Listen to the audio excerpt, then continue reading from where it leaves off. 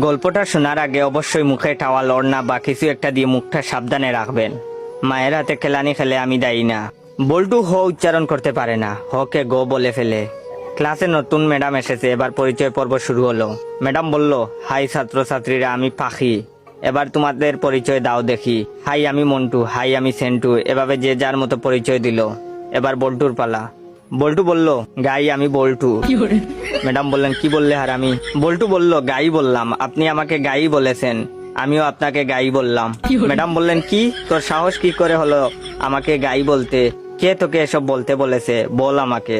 বল্টু বলল, প্রধান শিক্ষক, তিনি বলেছেন ম্যাডাম এসে সবাইকে গাই বলবে, তোমরাও ম্যাডামকে গাই বলবে। বল্টুর কথা শুনে ম্যাডাম কাটা শুরু করলো। এমন সময় পাশের ঘর থেকে হেড স্যার আসলো।